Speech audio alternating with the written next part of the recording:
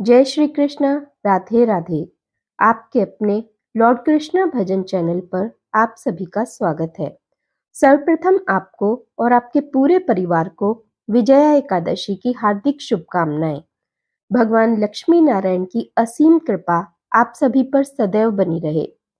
आपको सुख समृद्धि की प्राप्ति हो। आज हम आपको फाल्गुन मास कृष्ण पक्ष की विजया एकादशी के शुभ मुहूर्त, व्रत पारण के समय तथा व्रत से संबंधित महत्वपूर्ण नियमों के बारे में जानकारी देने जा रहे हैं।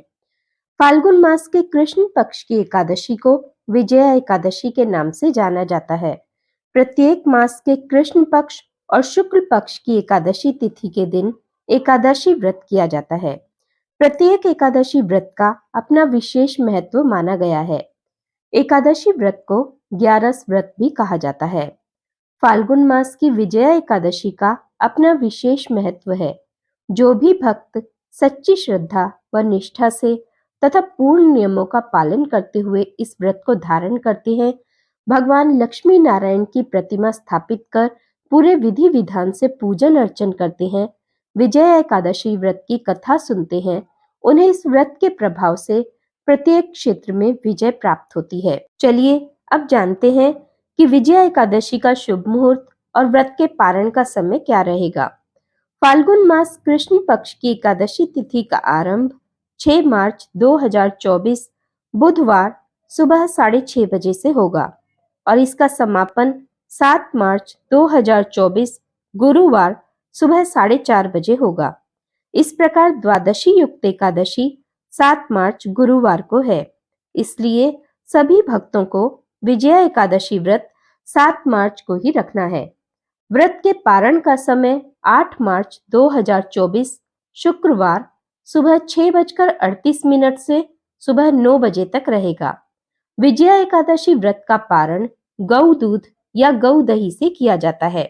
यदि संभव ना हो तो तुलसी पत्र व जल से भी पारण कर सकते हैं। 8 मार्च को महाशिवरात्रि है, इसलिए व्रत का पारण तुलसी पत्र व फल से कर सकते हैं।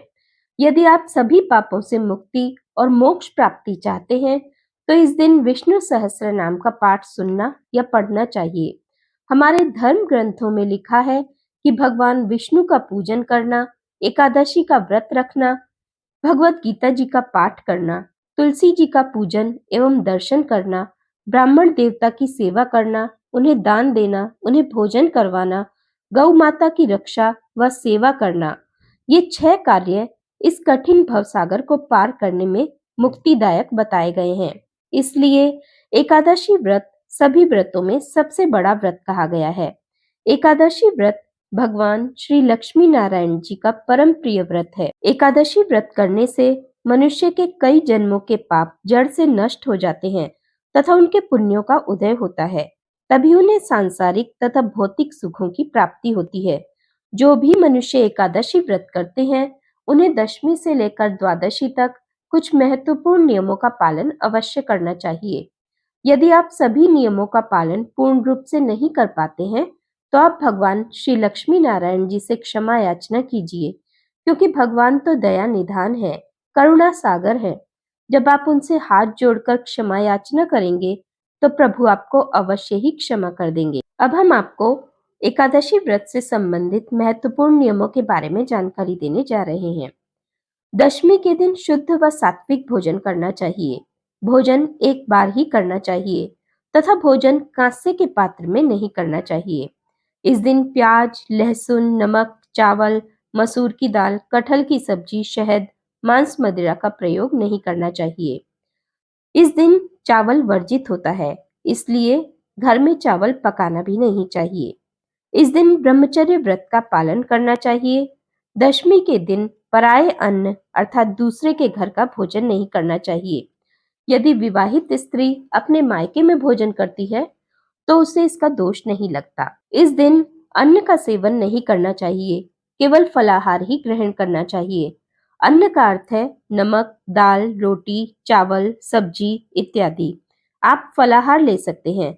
फलाहार में जैसे ड्राई फ्रूट्स, साबूदाना, मूंगफली दाना, दूध से बने पदार्थ ग्रहण कर सकते हैं। एकादशी के दिन सुबह जल्दी उठकर स्नान करके पूजा अर्चना करके एकादशी व्रत का संकल्प धारण करना चाहिए। पद्म पुराण में लिखा है, हे कमल नयन, हे वासुदेव, हे अच्युत, मैं एकादशी के दिन निराहार रहकर दूसरे दिन ही भोजन करूंगा। एकादशी के दिन सर्वप्रथम पूजा अर्चना करने के बाद सूर्य नारायण भगवान को अर्घ्य प्रदान करें, माता पिता को प्रणाम करें, तुलसी जी का पूजन करें, गौ माता का पूजन करें। विजया एकादशी के दिन भगवान को सिंघाड़े का भोग लगाना चाहिए और प्रसाद रूप में स्वयं भी ग्रहण करना चाहिए। एकादशी के दिन झूठ नहीं बोलना चाहिए, क्रोध नहीं करना चाहिए, किसी से वाद विवाद नहीं करना चाहिए। दाढ़ी, शेविंग, कटिंग, नाखून काटना, शरीर के किसी भी अंग के बाल काटना वर्जित माना गया है। दिन में सोना वर्जित है तथा रात्रि में जागरण करना चाहिए। यदि दिन में सो जाते हैं तो स्नान करके ही शाम को पूजन अर्चन करना चाहिए। किसी भी जीव का, मनुष्य का अपमान नहीं करना चाहिए, क्योंकि प्रत्येक जीव में ईश्वर का वास होता है। ईश्वर अंश जीव अविनाशी। इस दिन भगवान विष्णु का पूजन अर्चन करना चाहिए तथा एकादशी व्रत कथा अवश्य सुननी चाहिए। विष्णु सहस्त्र नाम का पाठ अवश्य करना चाहिए। विष्णु सहस्त्र नाम का लिंक आपको डिस्क्रिप्शन बॉक्स में मिल जाएगा। एकादशी व्रत का पारण सही समय पर कर लेना चाहिए।